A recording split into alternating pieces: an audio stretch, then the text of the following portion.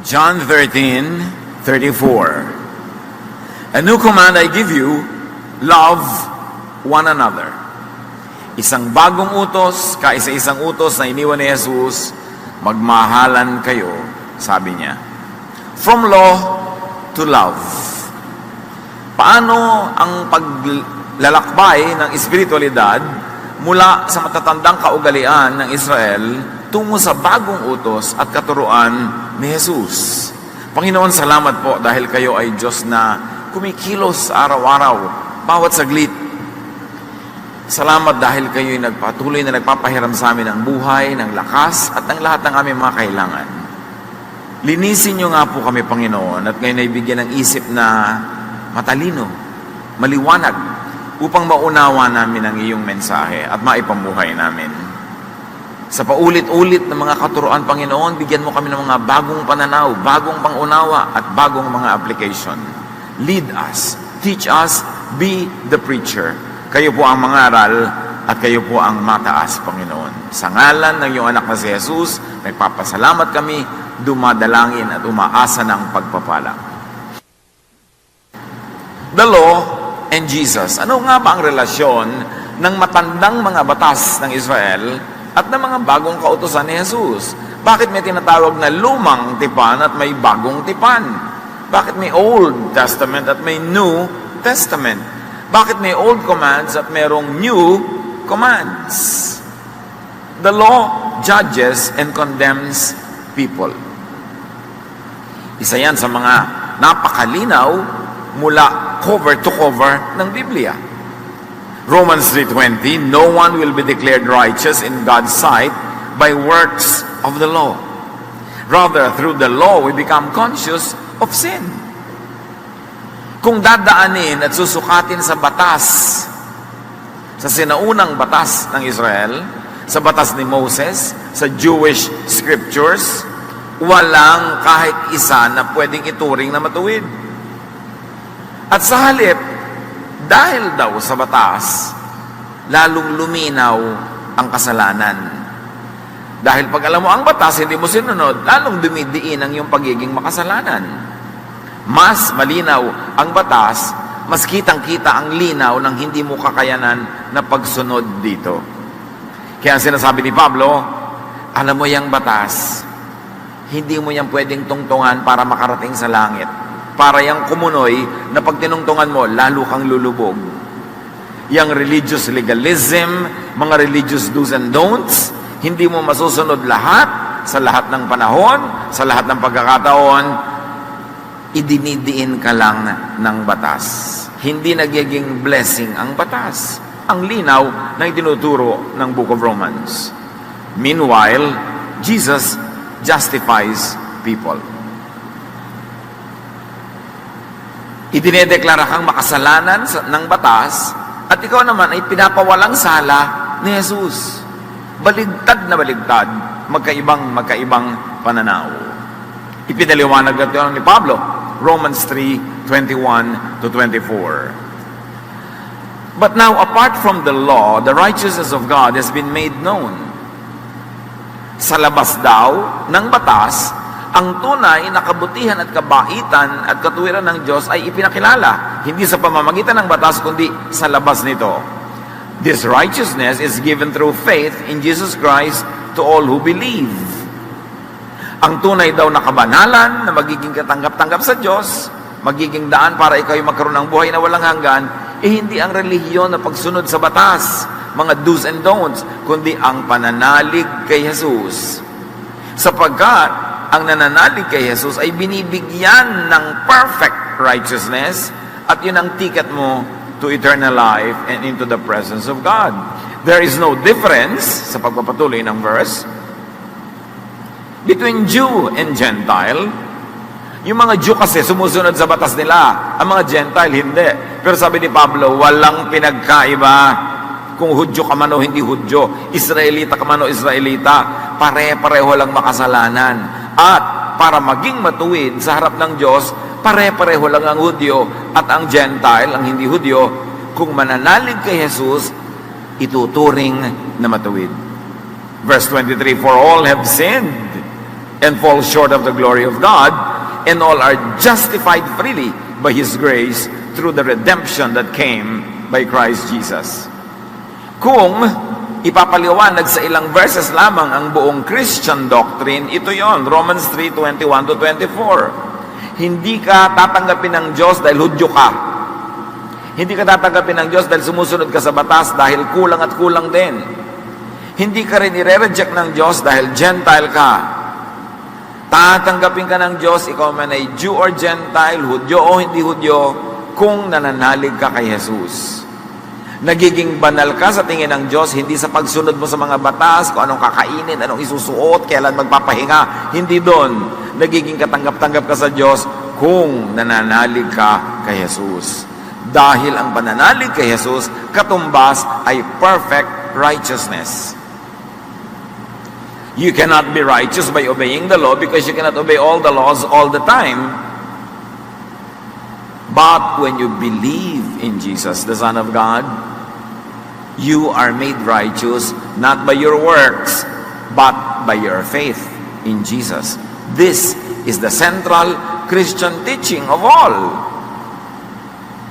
So, kung aasa ka lang sa pagiging Hudyo, susunod ka sa mga Hudyo, makikihudyo-hudyuhan ka dyan, wala rin mangyayari. Ang mahalaga, manalig ka kay Jesus. Kasi sa pagsunod mo sa kanilang mga tradisyon, lalo ka lang nadidiin, nare-reject ka lalo. Kasi talagang hindi ka qualified. Yun lang ang lumilinaw ng lalong lumilinaw sa pagtatangka mong maging banal sa pamamagitan ng pagsunod sa mga utos. Para ka maging katanggap-tanggap kay Jesus o sa Diyos Ama sa langit, manalig kay Jesus. Magkaiba ang law at magkaiba si Jesus. Yan ang hindi malinaw sa maraming Christian eh. Kaya ginagawa nilang bulanglang, salad, pinaghahalo nila yung law at si Jesus. Nakakalito. The law rejects and excludes people who are unable to obey it. Dahil legalistic, black or white, sumunod ka o hindi ka sumunod, at pag kinapos ka, talsik ka, puwera ka, hindi ka kasali. Romans 2:12, the law will be used to judge everyone who knows what it says. Can you imagine? Gagamitin ang batas ng Israel, ng batas ni Moses, bilang panukatan, panukat, pangtimbang, batayan, sa mga taong nakakaalam sa law na yon. Kaya hindi pa lalo nagiging blessing to know the law. Lalo pang nagiging pahirap. Kasi pag alam mo, dun ka susukatin. Kawawa naman yung ibinabad sa law of Israel. Kasi dun din sila susukatin at walang papasa. Kasi, kung papasa na sila, bakit pa ipinadala ng Ama si Jesus? Kung tama na yung pamamaraan nila, ba't pa sila itinuwid ni Jesus? Itinutuwid ba yung tuwid? Itinatama ba yung tama? Nililiwanagan ba yung maliwanag? Itinama ni Jesus kasi madilim, kasi baluktot, kasi kulang. Anong ginawa nila kay Jesus? Pinatay nila. Lalong ipinakita kung gaano kalinaw na likong-liko talaga ang kanilang mga pananalig at ang kanilang mga pangangatwiran dahil nung itinutuwid sila ni Jesus, pinatay nila. Habang itinatakwil ng batas ang tao, Jesus accepts and includes people. Sa Israel, sa batas ni Moses, ang daming puwera. Puwera ang mga minorities, puwera ang mga babae sa maraming bagay, puwera ang mga bata, puwera ang mahihirap, puwera ang mga makasalanan.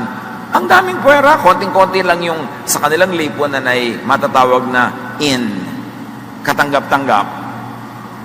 Romans 15:7, accept one another then, just as Christ accepted you. Again, kabaligtaran. Kung itinatakwil ka ng batas, itinuturing ka makasalanan, itiwalag, tanggalin, Jesus accepts you.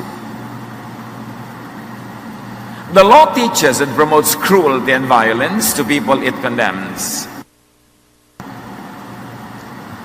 Yun ang napakahirap sa mga batas ng Israel. Batas ni Moses, kanilang mga kaugalian. Tinuturuan nila yung mga nag-aakalang sila ay matuwid na magkaroon ng lisensya na maging malupit at marahas sa mga inaakala nila ay makasalanan. At ang effect ng law sa mga Israelites, the more legalistic, the more unkind. Kaya habang mas nagiging relihiyoso, mas pumapangit ang ugali. Mas lumulupit sa kapwa. Mas mahilig mamintas, manghusga, magtiwalag, magpuwera, magparusa. John 8:4-5. Then they said to Jesus, "Teacher, this woman was caught sleeping with a man who isn't her husband. The law of Moses teaches that a woman like this should be stoned to death. What do you say?" Isang malaking pagsubok kay Jesus. Tinatanong siya, turo ka ng turo ng love. Lagot ka ngayon pag tinanong ka namin tungkol sa law. Niya, Jesus, ang linaw ng kautusan ni Moses, batas ng ating bayan, sino mang babaeng sumisiping sa lalaking di niya asawa, o lalaking sumisiping sa babaeng di niya asawa, ay kailangang batuhin hanggang magdugo, mamatay. Anong masasabi mo sa babaeng ito na nahuli namin? Pag sinabi ni Jesus, nabatuhin hanggang mamatay, tulad ng sinasabi ng batas nila, di na baliwala yung utos niya na umibig, maging mabait, mabuti sa kapwa. Kaya sabi niya, kita mo na, kinukontra mo sarili mo. Pero kung sinabi naman ni Jesus na, huwag batuhin, magkakaroon sila ng ebidensya na nilalabanan nitong si Jesus ang law of Moses, law ng kanilang bayan, constitution ng kanilang bayan, therefore pwede nilang idemanda, isakdal at patayin din si Jesus. Kaya akala nila, corner na sila ni Jesus. Kaya lang, alam naman natin sinagot ni Jesus. Sabi niya, okay, utos ni Moses, batuhin ang may kasalanan hanggang mamatay. O sige, kaya lang, dapat unang bumato yung walang kasalanan. Stroke of genius. More than Solomonic is the Jesus style. So sinagot niya ang tanong, hindi na bato ang babae, pero hindi siya naakusahan. Dahil ang sabi niya, kayong humusga sa sarili nyo. Yung walang kasalanan, maunang bumato. Wala namang naglakas ng loob bumato. Bakit ang lakas ng loob nilang magbumato ng kapwa? Pag tinanong naman sila, ikaw ba qualified kang hindi batuhin? Wala ka bang kasalanan? Alam naman ng may kasalanan sila, bakit ang hilig nila mambato? Kasi ang armas nila, law of Moses. Nagpapasama ng ugali, yung sobrang pagiging relihiyoso na walang pag-ibig. Pag-ibig ni Jesus. Mark 2:23-24, one Sabbath, Jesus was going through the grain fields, and his disciples walked along. They began to pick some heads of grain. The Pharisees said to him, "Look, why are they doing what is unlawful on the Sabbath?" Bukod sa 10 Commandments, dinagdagan pa ng 666 rules ng mga relihiyoso ang buhay ng Israel. At isa doon, hindi ka pwedeng pumitas ng prutas man o anong kakainin kung Sabat. Mamatay ka sa gutom, ano ngayon? Mangisay ka dyan, ano ngayon? Malunod ka, ano ngayon? Basta bawal magtrabaho, period. Kaya ang sakdal nila kay Jesus, bakit pinapayagan mo yung mga disipulo mo na pumitas ng bungang kahoy, ng mga gulay-gulay sa dinadaanan nyo, samantalang Sabat ngayon? Ang gusto ng mga Pharisees, masunod yung batas kahit magutom yung mga tao. Nabulag na sila ng kanilang pagiging relihiyoso. But Jesus teaches and promotes kindness and love to people that the law condemns. At sinagot sila doon ni Jesus tungkol sa matagal nang nangyari nung panahon ni David. Mark 2:25-27. Jesus answered, "Have you never read what David did when he and his companions were hungry and in need?" Hindi nyo ba nabalitaan ang ginawa ni David noon? At mga kasamahan niya, nung gutom na sila, he entered the house of God and ate the consecrated bread, which is lawful only for priests to eat. And he also gave some to his companions. Hindi nyo ba nabalitaan? Alam nyo to, ha? Si David, pinasok niya yung templo, yung tabernacle, yung house of God, yung tent, at kinain nila yung mga banal na tinapay na pari lang ang kumakain. Hindi naman nagalit sa kanila ang Diyos. Naging hari pa nga siya. Then he said to them, the Sabbath was made for man, not man for the Sabbath. Binigyan kayo ng batas na magpahinga sa Sabbath kasi inaabuso nyo ang inyong mga empleyado. Inaabuso nyo ang inyong mga alipin. 7 days a week nagtatrabaho sila. Wala na silang pahinga. Kayo man, mga sobrang adik sa trabaho, pinapatay nyo ang inyong sarili, kumita lang kayo ng higit at mas marami, namamatay na ang inyong katawan, kaya inutusan kayo ng Diyos na ang ikapitong araw ay ipangiling nyo, ipagpahingan nyo. Pero yung utos na yan ay para sa inyong ikabubuti. Ngayon, kung ikabubuti nyo na may gawin, maghugas kayo ng plato, magluto kayo, kumain kayo, pumitas kayo ng prutas, edi yun ang gawin nyo kasi yun ang mabuti sa inyo. Kaya sabi ni Jesus, ang Sabat ay ginawa para sa ikabubuti ng tao, hindi para maging amo ng tao. Kasi alam yung mga Israelita, the day before the Sabbath, niluluto na nila lahat yung kakainin nila during the Sabbath kasi bawal magluto sa Sabbath. Kaya kung hindi ka nakapagluto, sorry na lang, manigas ka sa gutom, Sabbath kasi. Pagka nalunod ka bigla, Sabbath, ay walang sasagip sa'yo kasi Sabbath, trabaho yun, bawal. Sabi ni Jesus, alam niyo ba na kaya kayo binigyan ng ganyang batas? Eh dahil sa pag-ibig ng Diyos, dahil mahal kayo, para kayo magkaroon ng araw ng pahinga. Pero option nyo na yon kung ipagpapahinga nyo or not. Kasi inoobliga kayo ng mga amo nyo na magtrabaho, pinalaya kayo ng Diyos, pero kung pipiliin nyo pa rin na may gawin kayo, eh option nyo yon. Para sa inyo ang Sabat, hindi laban sa inyo. At hanggang ngayon may mga tao pang makikipagyera, papatay o makikipagpatayan para ipagpilit ang wala kang dapat gawin sa Sabat. Ang linaw-linaw na nga na sinabi ni Jesus. Gano'ng kahalaga ba ang schedule ng pahinga? Ang mahalaga,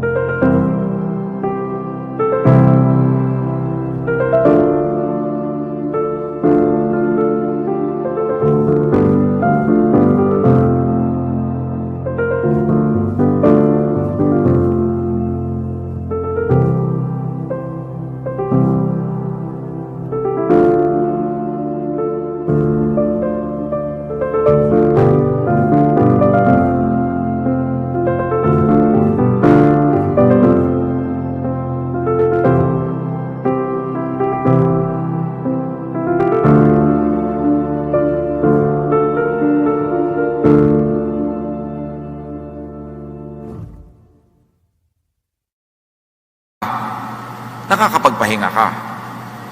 May mga tao wala nang katrabaho, gutom na gutom ang pamilya, may nag-alok ng trabaho, pero may trabaho sa araw ng Sabat. Kaya Sabado man yun, kaya Linggo, tinatanggihan pa. Pastor, may trabaho po sana inaalok sa akin, pero hindi ko tinanggap dahil Linggo, di po ba? Day of the Lord ang Linggo. Iyo, Day of the Lord ang everyday. Ngayon, nagugutom na yung pamilya mo, magtrabaho ka ng Linggo, mag-worship ka ng Miyerkules o Huwebes o Biyernes, may iba ka pang choices.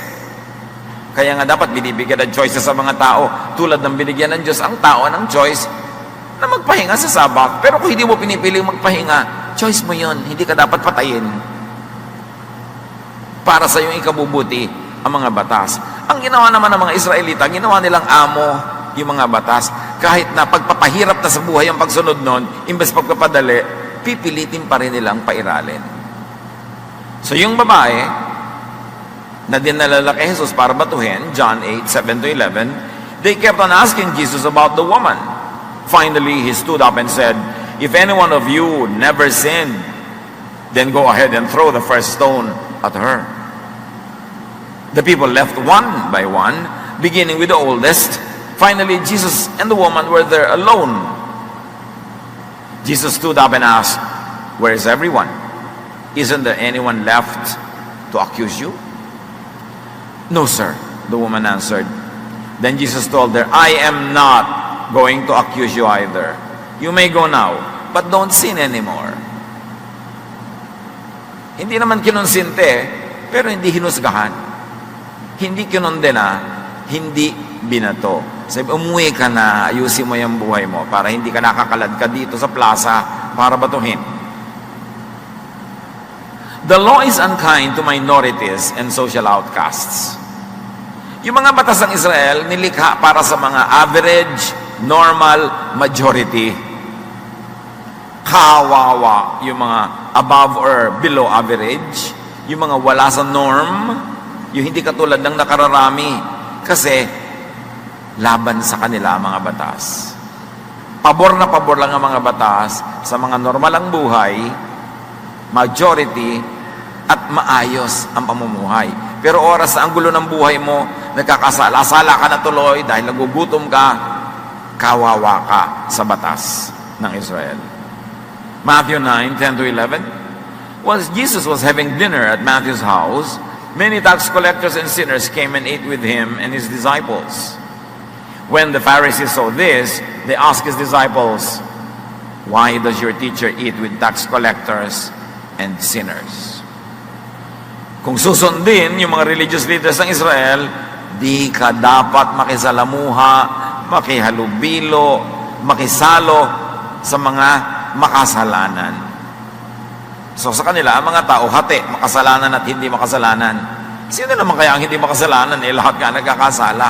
Yung iba lang, pinanggigigilan nila yung mga kasalanan at yung lagi nilang idinidiin na kasalanan, pero yung mga sarili nila mga kasalanan, tinatago nila at ini-ignore nila. But Jesus is kind to minorities and social outcasts. Matthew 9:12-13, Jesus said, "It is not the healthy who need a doctor, but the sick. But go and learn what this means.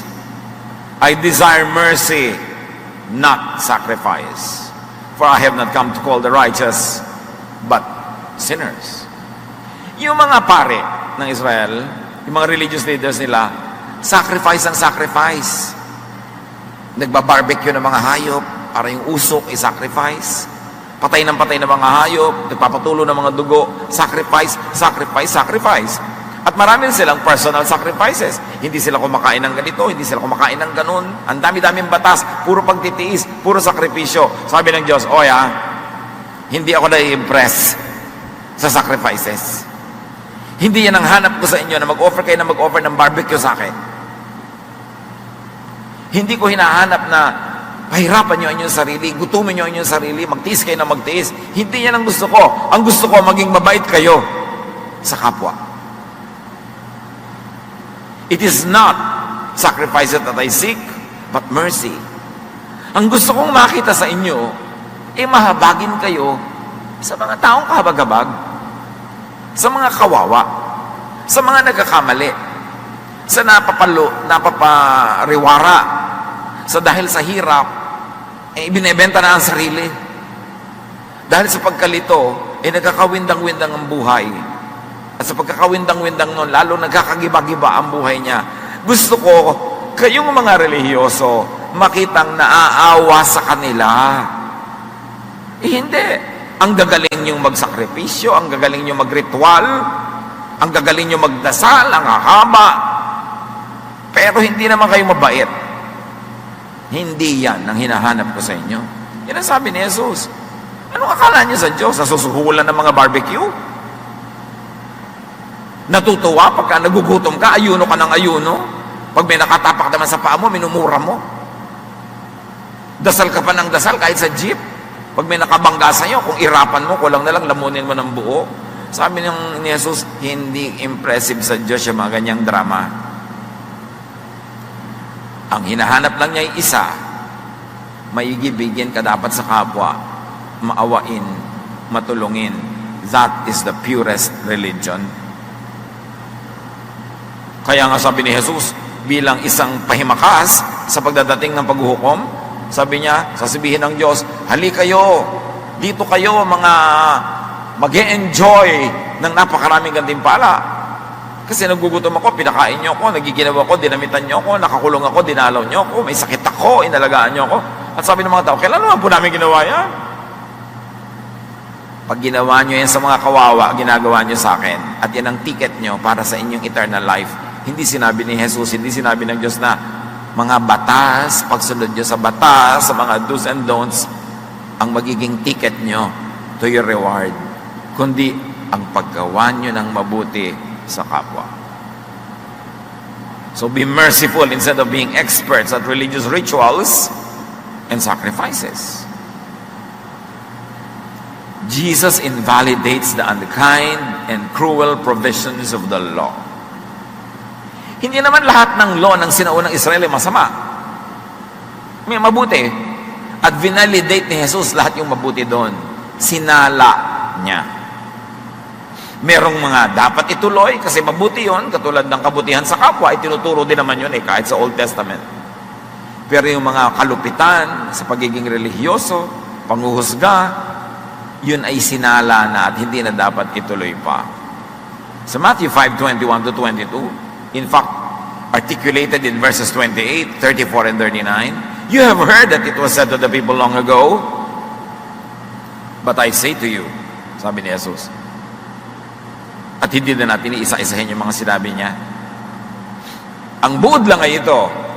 Akala nyo ito ang ibig sabihin ng inyong mga batas. Ipapaliwanag ko sa inyo, hindi yon ang ibig sabihin. Ito ang tunay na ibig sabihin. Nag-aakala kayo na ganyan ang application niyan. No, ito ang application niyan. So, ang ginawa ni Jesus, hindi niya binura ang lahat ng mga batas. Ibinigay niya ang tamang pagbasa, tamang interpretation, tamang application. At ano yon? Yung loving, yung kind, yung merciful application. So, paano mo malalaman ngayon kung tama ang interpretation mo sa Bible? Maka-Jesus ang interpretation mo kung sa pag-i-interpret at pag-a-apply mo nito, ikaw ay bumabait. Na ang ginagawa mong paglalapat sa buhay ay pampabait, hindi pampasungit. Na sa kababasa mo ng Biblia, mas nagiging maibigin ka at mabait sa kapwa, hindi mapanghusga at masungit at mapambato, dun mo malalaman kung tama ang iyong interpretation. Jesus gave rest from the burden of the law. One of the most important teachings of Jesus and statement of his mission, Matthew 11:28-30. Come to me, all of you who are weary and burdened, and I will give you rest. Hindi ito sa trabaho, ha? Rest from the law of Moses. Rest from the law and the traditions of Israel. Pagod na ang mga tao, kahit anong gawin nila, kulang at kulang, kahit offer sila ng offer, kulang pa rin, kahit anong pagsisikap nila, mali pa rin sila, babatuhin pa rin sila. Sabi ni Jesus, kaya ako dumating para ipaliwanag sa inyo na hindi naman dapat ganyan na attitude yun sa law eh. Nakakapagod. nakakapagpasungit. Dumating ako para kayo bigyan ng pahinga. Tigilan ninyo ang kasusunod sa mga Pharisees na yan, nakakapagod. Verse 29, take my yoke upon you, not that of the Pharisees, and learn from me, not from them. For I am gentle and humble in heart. They are not. And you will find rest for your souls, not fatigue. For the yoke, my yoke is easy, and my burden is light. Again, paano mo malalaman kung tama ang interpretation mo sa Bible, sa turo ni Jesus? Kung ang epekto sa iyong buhay ay gumagaan ito, dumadali, lumuluwag, napapahinga ka at nagkakaroon ng kapayapaan. Tama ang reading mo. Kasi sabi ni Jesus, my yoke is easy. Madali akong sundan. Pero Lord, hirap na po ako. Siguro kay Moses ka sumusunod. Magaan ang aking turo. Pero Lord, ang bigat-bigat ng mga dalahin kong religious teaching. Lagi akong guilty. Lagi akong kulang. Lagi akong masama. I hate myself. Gusto ko na magpakamatay kasi kahit anong pagpapakaban na lang gawin ko, hindi ko magawa. So, hirap na hirap.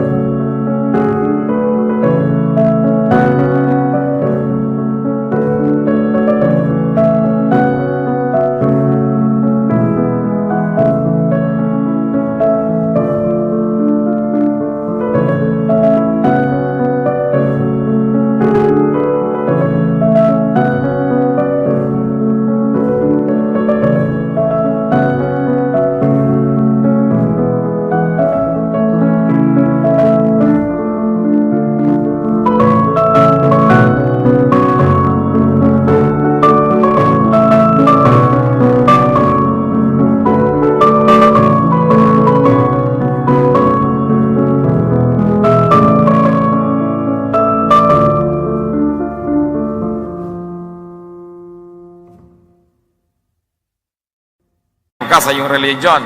Opo. Hindi ka sa akin sumusunod. Malalaman mo sa akin ka sumusunod pag nadadalian ka. Kasi ako ang nagpasa ng krus, hindi ikaw. So niya, my yoke is easy, my burden is light. Pero pagod na po ako sa religion ko. Hindi ka sa akin sumusunod because I came to give you rest. Hindi para kapagurin. Ito pahinga ng espiritu, hindi pahinga ng katawan. Kasi kung minsan sa paglilingkod mo sa Diyos, talaga napapagod ang katawan mo. Pero yung espiritu mo dapat panatag. Nakapahinga ang loob mo. Payapa, tiwasay. Yun ang binibigay ni Jesus. Pero pag lagi kang sinusurot ng law, lagi kang kinokondemn ng law, hindi ka talaga mapapahinga. Kailan ka mapapahinga? Pag naalala mong, naniniwala ako kay Jesus, ang pananalig ko kay Jesus sa itinuturing sa langit na kabanalan, therefore banal ako, kahit in real life, kulang-kulang ako, wasak-wasak, durog-durog, pero sa tingin ng langit, ako'y katanggap-tanggap, ako'y mahal ng Diyos, ay, nakakapahinga yata yun. Kaya mapapahinga kay Jesus. Kaya ka natin itinuturo si Jesus, mga kapatid. Kaya tayo puspusan ang pagtuturo tungkol kay Jesus. Hindi lang para dumami yung member natin. Pag dumadami nga yung member, dumadami yung silya, lumalaki yung hall. Dumadami din ang problema dun eh. Turo ka ng turo. Para yung mga pagod sa religion, mapahinga. May kilala ba kayo na napaka-religyoso, tapos pagod na pagod? Tapos nakakapagod din siyang kausap, nakakapagod siyang kasama, kasi nakakapagod ang kanyang interpretation at paniniwala. Laging umuwi sa bangayan, awayan, debate, hindi yun galing kay Jesus. Kaya dapat puspusan tayo magturo ng tunay na pagiging maka-Jesus. Yung maibigin, mapagpatawad, nakaka-relax yun, nakakapahinga sa iyo at sa kapwa. Bagamat maraming itinuwid si Jesus sa kabaluktutan, paniniwala nila at interpretation ng law, Jesus also validated the kind and loving provisions of the law. Kasi may mga kind and loving provisions din naman eh. Marami ding turo sa charity, kindness, goodness, even the Old Testament. Pero dapat nga salain mo sa pamamagitan ni Jesus kasi merong mga hindi na dapat ituloy kasi pinigil na yun ni Jesus. Para ang tao mapahinga. Kaya sabi niya sa Matthew 5:17, do not think that I have come to abolish the law or the prophets. I have not come to abolish them, but to fulfill them. Sasabihin na naman ng mga legalista, maka-Pharisee, o kita nyo na, fulfillin ni Jesus ang law. Hindi lahat. Sinala niya, merong itutuloy at merong hindi na. Jesus defines the essential application of the law, and that is love. That is the Jesus filter, love. Pag hindi loving ang application, wag nang i-apply. Pag hindi nakakapagpabait, huwag nang sundin. Pagka nakakapagpabangis, nakakapagpalupit, huwag nang pairalin. Kasi may filter nang inilagay si Jesus. Kasi kung lahat tuloy din naman as usual, ba't pa dumating si Jesus? Sayang naman ang pagod niya. May ginawa siya talaga. At yun ang dapat natin maunawaan. Sinala niya ang lahat ng kalupitan, nakapagpapahirap, nakapagpapapagod, nakakapagpapangit ng ugali ng mga kautosan. Matthew 22:35-40. An expert in the law tested him with this question. Teacher, what is the greatest commandment in the law? Magandang tanong.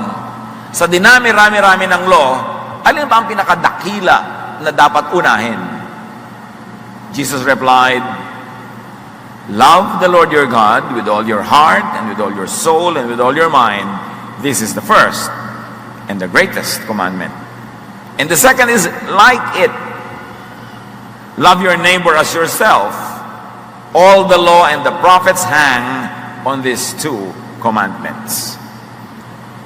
Sabi niya, ang dami po nating batas. Alin ang dapat unahin? Huwag kayo malito. Dalawa lang ang batas, pagkamukha pa. Ibigin mo ang Diyos, higit sa lahat. At ibigin mo ang iyong kapwa tulad ng pag-ibig mo sa iyong sarili. Lahat ng mga batas diyan nakasabit. Pag hindi nakasabit diyan, ilaglag. Lahat ng sinasabi ng batas, lahat ng pag-implement ng batas, pag-interpret ng batas, dapat loving. Pag hindi loving, walang sinasabitan, ilaglag. Without love, the law falls down. Malinaw yun. And then Jesus teaches a new law. Love and acceptance of people. Kung yung dating tradisyon nila ay mapanghusga at mapagtiwalag, mapagpatalsik ng tao, ang itinuro ni Jesus, ibigin, mahalin, tanggapin ang kapwa dahil lahat kayo tinatanggap ng Diyos. John 13:34-35, a new command I give you, love one another. As I have loved you, so you must love one another. By this, everyone will know that you are my disciples if you love one another. Sabi niya, makikilala na kayo'y tagasunod ko kung kayo'y maibigin. Hindi kung mahaba ang inyong palda, mahaba ang inyong buhok, hindi kung itong version lang na ito ang Bible nyo, hindi kung ganito kayo paraan binautismo, hindi kung ganito ang kinakain nyo, hindi kinakain. Sabi, hindi yan ang pagkakakilanlan ng mga tunay kong alagad. Ang pagkakakilanlan na ito kung nagmamahalan kayo. It's very revolutionary noon, kahit hanggang ngayon. Kasi maraming mga tinatawag ng sarili na Kristiyano pero actually follower ni Moses, follower ng mga Pharisees. Kaya nakakalito tuloy ang Kristyanismo. Sabi tuloy ni Gandhi, I like your Christ, but I do not like your Christians. Sabi kasi ibang-iba naman ang mga Kristiyano kay Kristo. Ang lalakas ng loob niyong tawagin ng mga sarili niyong Kristiyano, eh hindi naman kayo maibigin. Kaya sabi niya, wala akong problema kay Jesus, gusto ko siya, pero yung mga Kristiyano, ayoko. Sabi ni Mahatma Gandhi, kasi ang sasama ng mga ugali niyo. Jesus kayo ng Jesus, pero ang buhay niyo naman hindi.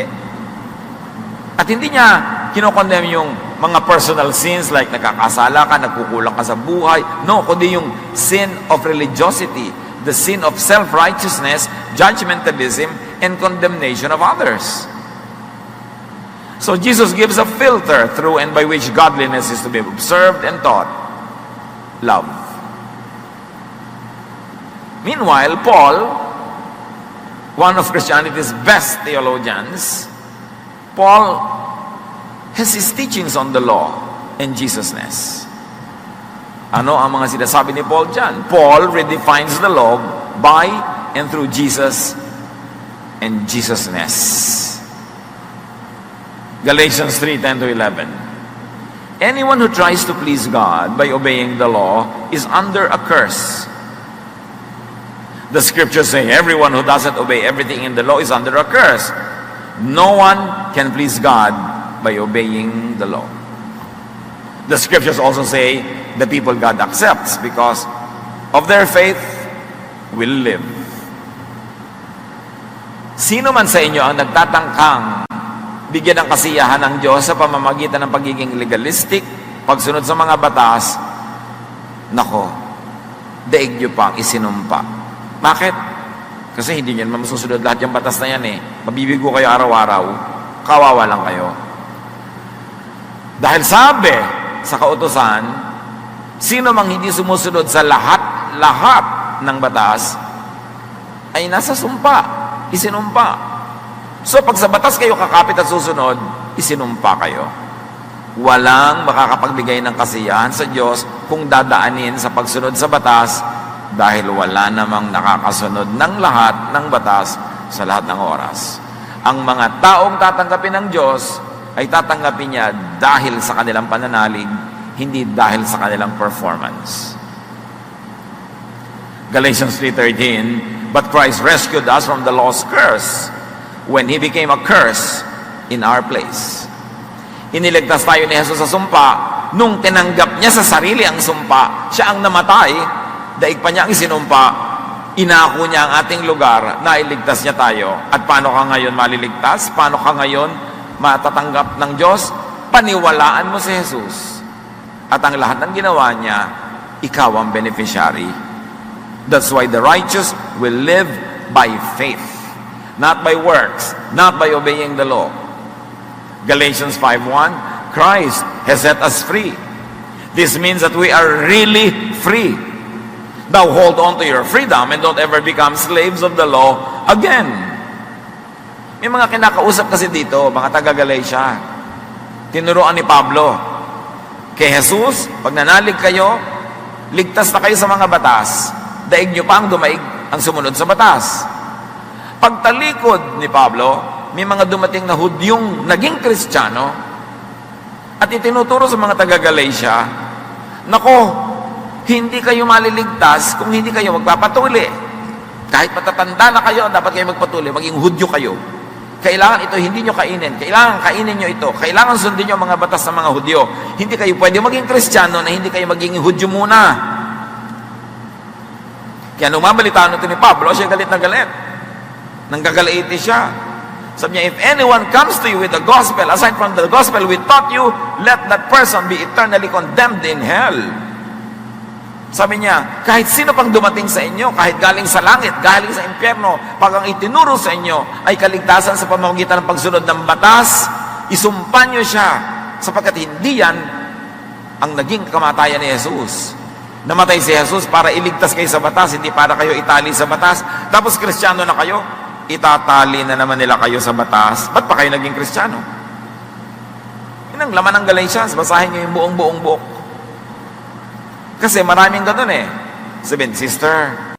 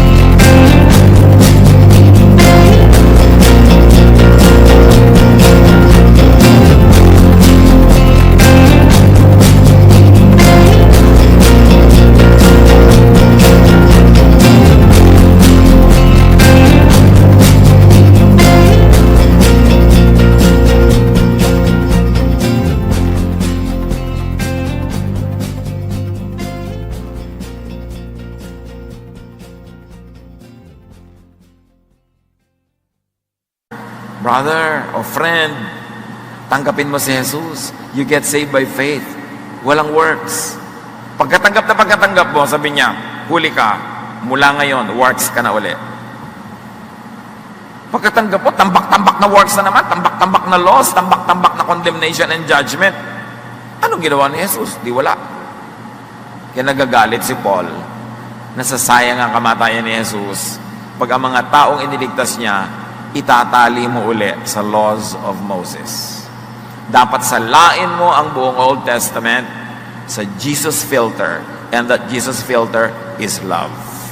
Salain mo pati New Testament for teachings that are not loving. At yung love din ni Jesus ang iyong pairalin. Salain mo ang lahat ng katuruan ng simbahan ng 2,000 years past. Lahat ng kaugalian ng protestante, katoliko, anumang sekta na tumatawag kay Kristo, salain mo pa rin sa love of Jesus. At pag hindi pumapasa, hindi loving, hindi nagpapabait, sa isang tabi mo na lang, dahil yun ay isang tabi ni Jesus, para tayo mapahinga, para tayo mailigtas, hindi lang sa impyerno, kundi sa hirap ng pagpapasa ng relihiyon na hindi mo namang kayang pasanin. Kaya siya ay tagapagligtas. Napakabait. Napakabuti ng Diyos Ama na ipinakilala ni Jesus. Ang ipinakilala ng mga pari sa Israel, ng mga Pharisees, nila Moses, Diyos na napakahigpit, napakasungit, laging nagagalit, lagi kang masama. Kaya itinuwid ni Jesus yon. Sabi niya, yes, nagagalit ang Diyos sa kasalanan, pero sa akin na nga ibinunto ng galit para huwag na kayo maparusahan. Mahal kayo ng Diyos, maliligtas kayo hindi sa pamamagitan ng pagsunod ng mga utos tayo ng mga pare. Sa pagtanggap kay Jesus, itinuturing kayo ng Ama sa langit na banal. Kaya mag-relax kayo, magpahinga kayo. Yan ang dala ko sa inyo. Peace. My peace I give to you. My peace I live with you. I give to you a peace that the world does not give. Because I give to you a peace that is free, libre. Salvation is free, but it is not cheap. Because Jesus paid for it with His blood. Paul invalidates the unjust provisions of the law. Isa pa na nag-second demotion si Paul kay Jesus. Lahat ng hindi loving provisions of the law, isa-isang tabi na lang, huwag niyong pagpakamatayang sundin o ipasunod sa iba. Galatians 5, 2-4. I, Paul, promise you that Christ won't do you any good if you get circumcised. If you do, you must obey the whole law. And if you try to please God by obeying the law, you have cut yourself off from Christ and His wonderful kindness. Ito yung binabanggit ko. May mga nag-preach ng gospel sa mga Gentile. Alam nyo, the Gentiles don't get circumcised. The Jews get circumcised. The people of the book, like the Muslims, they get circumcised because they share traditions, old traditions with Israel. But the Gentiles, no. So may mga Hudyo na naging Kristiyano na nag-preach sa mga Gentile, tinanggap si Jesus ng mga Gentile, pero sabi ng mga Hudyong Kristiyano, dapat di kayo magpatuli. Hindi kayo maliligtas pag hindi kayo nagpatuli. Kaya si Paul na naman ang gagalaitin na high blood. Ako, si Pablo, pinapangako ko sa inyo, isinusumpa ko.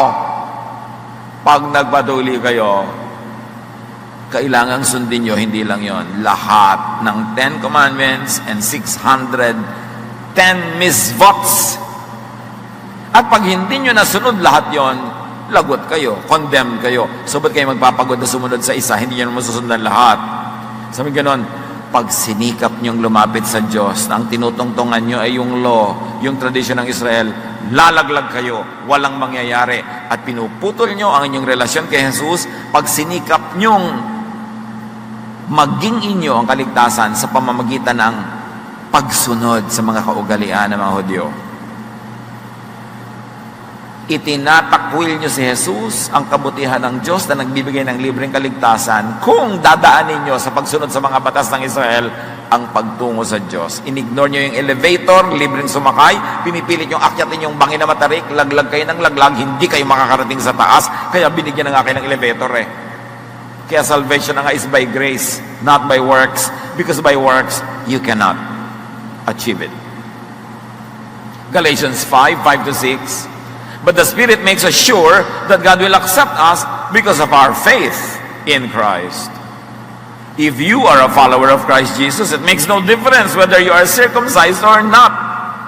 All that matters is your faith that makes you love others.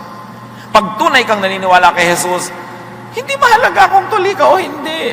Hindi mahalaga kung kumakain ka ng kosher o hindi kosher. Hindi mahalaga kung kumakain ka ng alamang o dinuguan, o walang puto o may puto. Hindi mahalaga kung nagbebelo ka o hindi. Mahaba ba ang iyong buhok dahil babae ka, hindi ka nag-aalahas. Hindi mahalaga lahat yan. Ang mahalaga ay nananalig ka at ang patunay ng pananalig na ito, mapagmahal ka, maibigin ka. Hindi nakukuha sa damit, sa suot, sa hindi kinakain. Walang kwenta yan sa Diyos. Sabi ni Pablo. Ang tinitingnan lang, mabait ka ba? Mapagmahal ka ba? Because God is love. So Paul, nakikisecond devotion kay Jesus, teaches the law and the supremacy of love. Galatians 5:14, all that the law says can be summed up in the command to love others as much as you love yourself.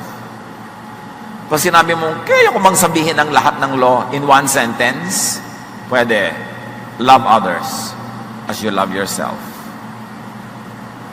1 Corinthians 13:13, maraming mga magagandang mga ideya, mga katangian, inisa-isa ni Pablo, pero sabi niya, for now, there are faith, hope, and love.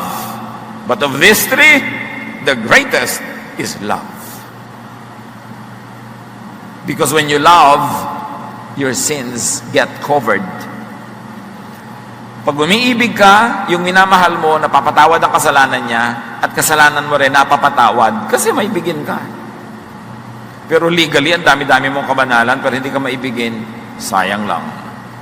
Paul defines and operationalizes love. Paano nga ba nagagawa yung love? Sabi niya sa Galatians 5:13, my friends, you were chosen to be free. So don't use your freedom as an excuse to do anything you want. Use it as an opportunity to serve each other with love. Yun. Maglingkod kayo sa isa't isa. Magtulungan kayo. Yan ang gustong makita ng Diyos. At yan ang magbibigay sa inyo ng gantimpala sa kabilang buhay. Kumisan, nagdudugo na siguro ang tenga nyo sa katiteach natin tungkol sa love paulit-ulit. Pero tinatabla na kaya tayo sa kauulit. Nakakamalat na rin ulit-ulitin ito. Ha? Pero mahalaga kasi, hindi pwedeng ipagpasawalang bahala. Kailangan ulit-ulitin hanggang sumukot sa kabula-bulaluhan ng ating utak. Are you ruled by law or love? Pag may nakikita kayong kapwa nyo na sa tingin nyo, Kristiyano, nagkakasala, anong umiiral sa inyo? Pag-ibig, pagkaawa, pagkahabag, o law? Dapat itiwalag. Dapat disiplinahin. Dapat pagalitan. Dapat ipahiya. Dapat sitahin. Yun ang umiiral o yung kawawa naman ng babaeng ito. Ba't niya binibenta ang kanyang katawan? Wala na kaya siyang maibentang prutas? Wala ba siyang maibentang halaman? Wala ba siyang maibentang gulay o ulam? Bakit katawan niya ang binibenta niya? Masamang babae. Ganun ba? O ano kaya ang nangyari sa babaeng ito at nagkaganyan siya? Kawawa naman. Paano ka ba ito matutulungan? Paano talaga tayo mag-isip, mga kapatid, pag nakakakita tayo ng taong itinuturing natin makasalanan? Yung ang banal-banal mo, disenteng-disente ka, para kang si Queen Victoria. Tapos may dadaan sa yung mga babaeng hitad na kulang-kulang na lang magpagulong-gulong sa kalsada, katatawa. Eh, laki-laki ng Biblia mo, nakapusog ka, banal na banal. Anong lumasok sa isip mo? Masasagwang babae, malalaswa. O, kawawa naman sila. Bakit kaya ganon? Ano talaga? Paano nga ba tayo mag-isip? Pag nakakita kayo ng mga taong sa tingin nyo makasalanan, hindi sumusunod sa mga kautosan ni Moses, gusto nyo parusahan, ipahiya, sitahin, o para kayong doktor na nagsasabing, ano kaya ang sakit nito? Malanggas nga ang sugat niya. Mapainom nga siya ng vitamins. Mabigyan nga siya ng gamot. Maalagaan nga siya. Anong gusto nyong gawin? Pag nakakakita kayo ng taong sa tingin nyo makasalanan, doon nyo malalaman kung umiiral sa inyo yung love of Christ or the law of Moses. Do you apply love or the law to others? To yourself? Di ba sabi? Ito yung law. Love others as you love yourself. So itinuutos din, mahalin mo ang sarili mo. Kaya lang, huwag yung sarili mo lang. Mahal mo rin ang iba, tulad ng pagmamahal mo sa sarili mo.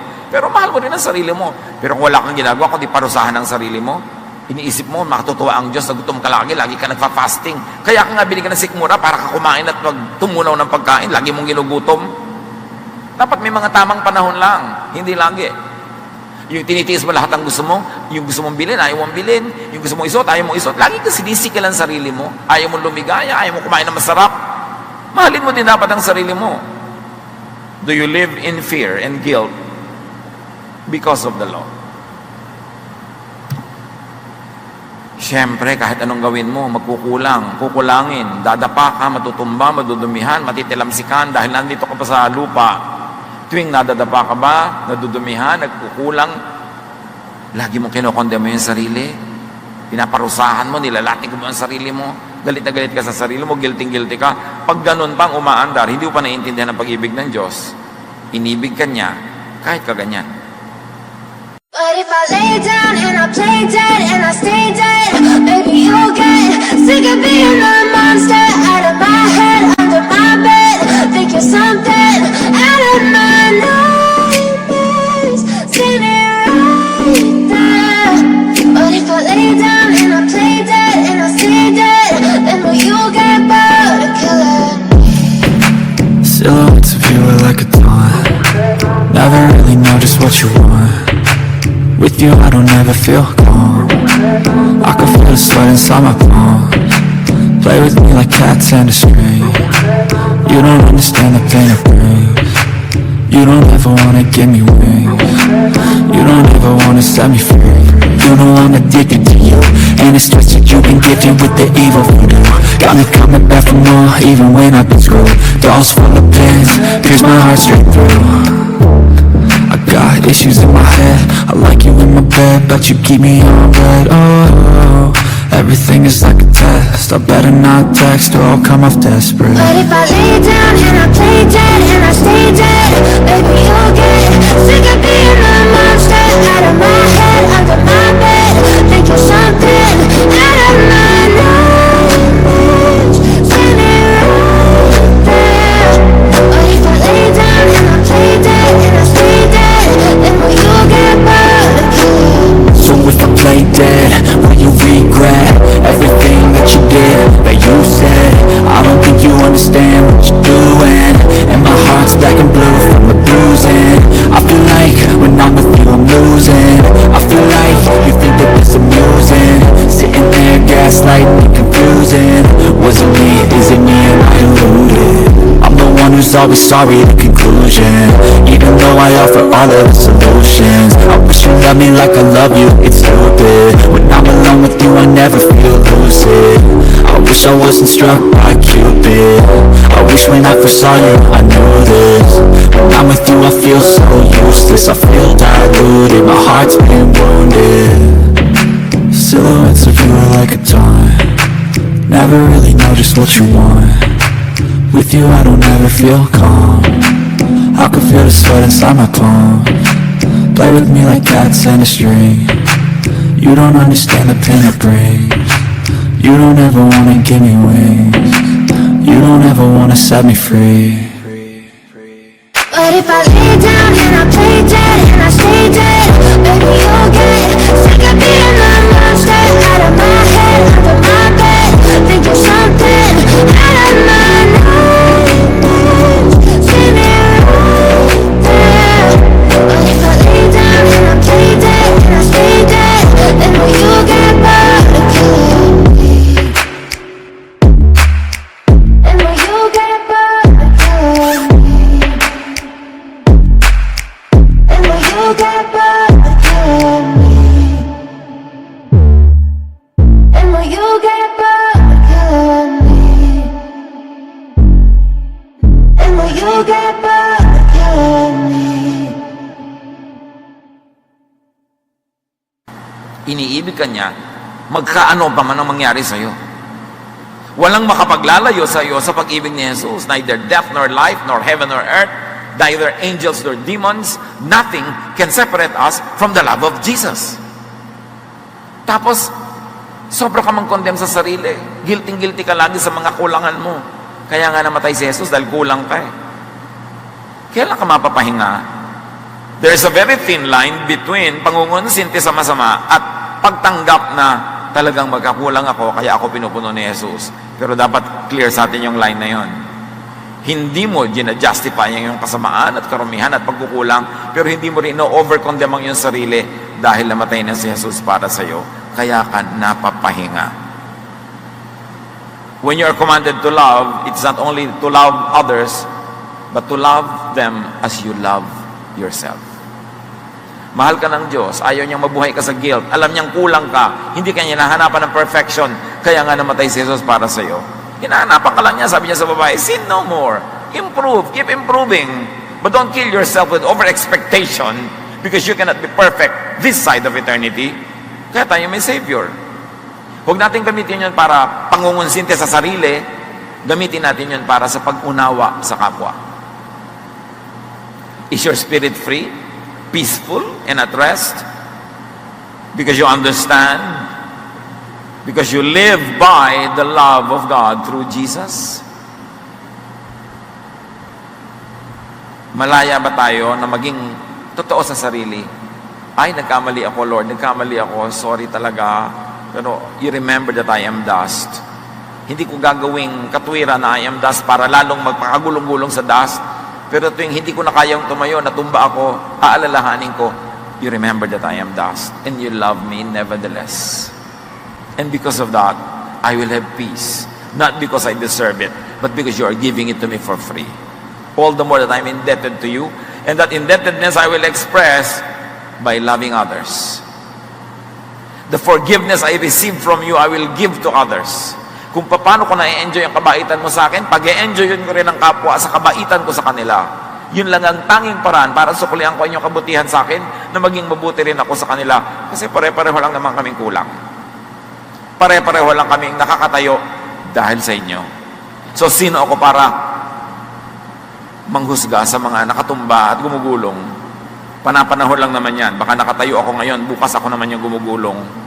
So bakit ko sila susukatin sa pamantayang kung ako sukatin, babagsak din ako?